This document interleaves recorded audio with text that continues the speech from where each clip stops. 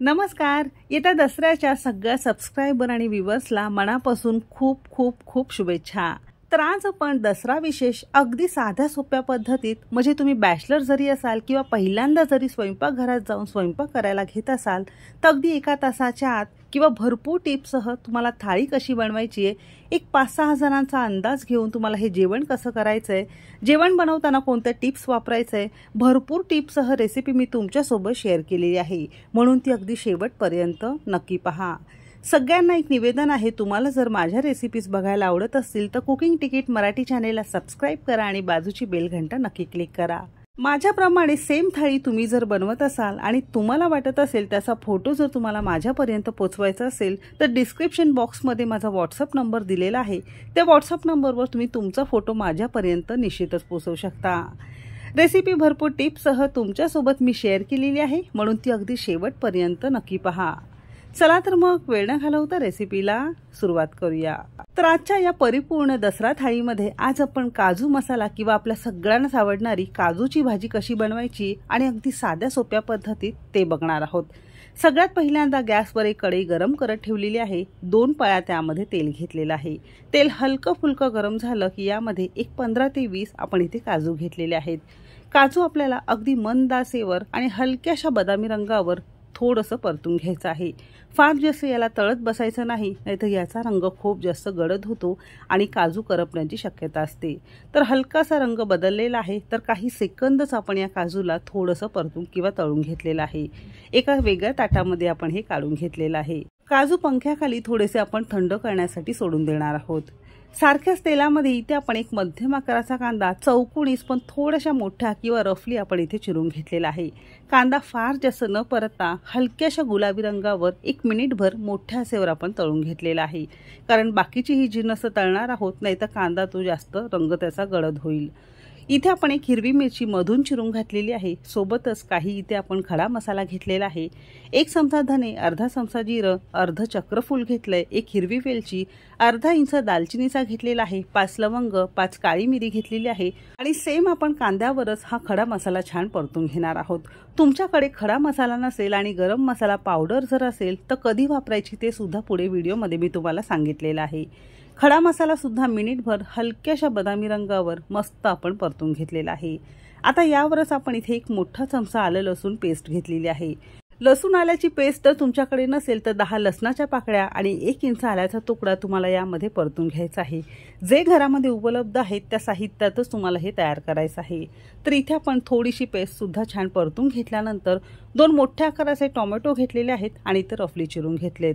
इथे आपण एक 10 काजू भिजवून घेतलेले आहेत. म्हणजे सिंपली तासाभरासाठी पाण्यामध्ये आपण हे काजू भिजत ठेवलेले आहे आणि या वाटणामध्येच आपण हे भिजवलेले काजू सुद्धा घालणार आहोत, ज्याने भाजीला मस्त एक छान थिकनेसपणा किंवा एकदम हॉटेलसारखी चव येते. टोमॅटोवर थोडंसं म्हणजे अगदी चिमूटभर आपण इथे मीठ घेतलेलं आहे, म्हणजे टोमॅटो पटकन परतला जातो. आणि पुन्हा आपण 2 मिनिटं मस्त याला छान परतून घेतलेलं आहे. असं परतल्यानंतर याला आता मध्यम आचेवर झाकण लावून फक्त 2 मिनिटासाठी आपण याला असं शिजत ठेवणार आहोत. असं 2 मिनिटं थोडंसं झाकून ठेवलं की आतले सगळे जिन्नस किंवा टोमॅटो असतील, काजू असतील, थोडेसे नरम होतात आणि सगळे जिन्नस मस्त एकजीव होतात. म्हणून असं झाकून ठेवणं अगदीच गरजेचं आहे.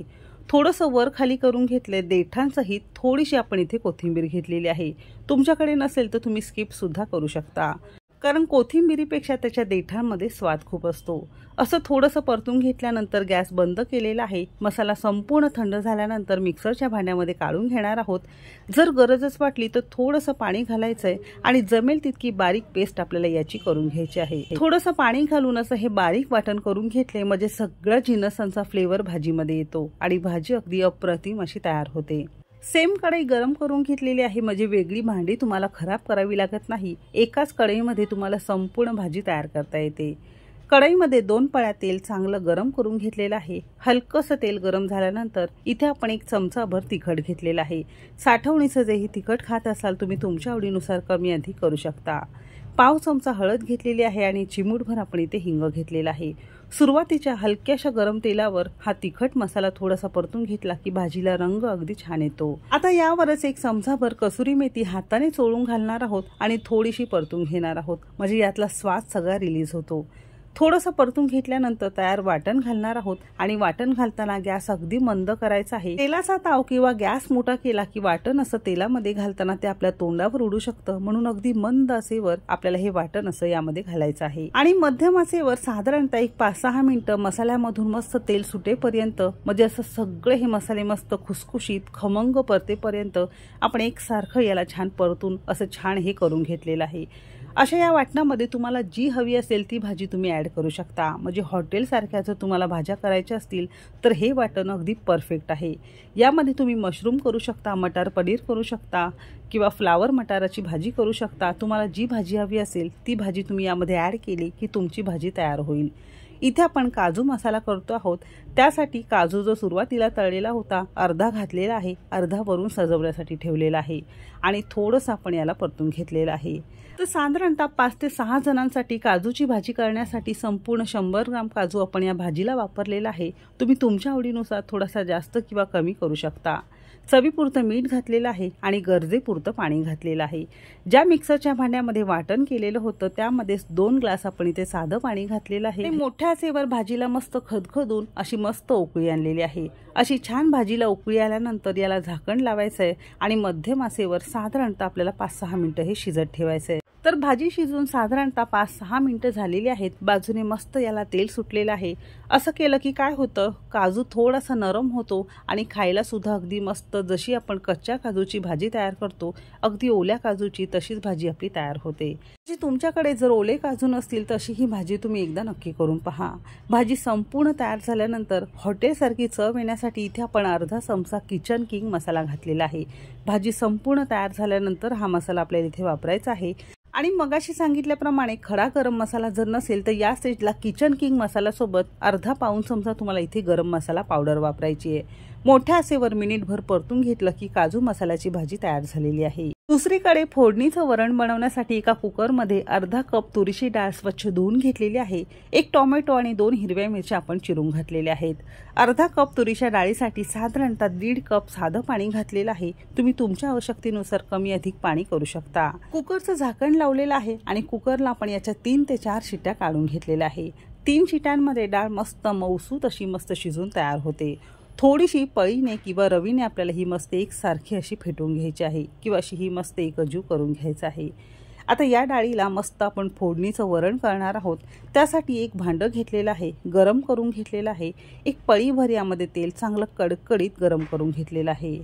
तेल छान गरम झाल्यानंतर अर्धा चमचा मोहरी मस्त फुलवून घेतलेली आहे, अर्धा चमचा जिरं घेतलेलं आहे, एक 10-12 कढीपत्त्याची ताजी पानं घेतलेली आहेत, थोडीशी बारीक चिरलेली कोथिंबीर फोडणीमध्ये घातलेली आहे, पाव चमचा हळद घेतलेली आहे, 2 चिमूट आपण इथे हिंग घेतलेला आहे। यामध्येच तुम्हाला एक 5-6 लसणाच्या पाकळ्या खलबत्त्यावर जाडसर कुटून घालायचं आहे, त्याने सुद्धा वरण अगदी मस्त तयार होतं। माझं घालायचं राहून गेलं तर अशी ही फोडणी खरपूस आपण परतून घेतलेली आहे। यामध्ये आपण शिजलेली डाळ घातलेली आहे, आवश्यकतेनुसार यामध्येच पाणी घालायचं आहे। मी साधारणतः 1.5 ग्लास भरून यामध्ये पाणी घातलेलं आहे। चवीपुरतं मीठ घालायचं आहे, आवडत असेल तर थोडंसं गुळाचा खडा किंवा अर्धा चमचा साखर जरी वापरली तरी वरण अगदी मस्त तयार होतं।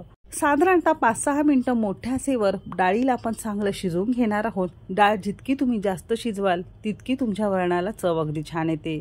5-6 मिनिटांनंतर गॅस बंद केलेला आहे। डाळ संपूर्ण तयार झाल्यानंतर तुम्ही इथे बघू शकता असा हा पिवळट थोडासा फेसाळ भाग असतो तो आपल्याला काढून टाकायचा आहे।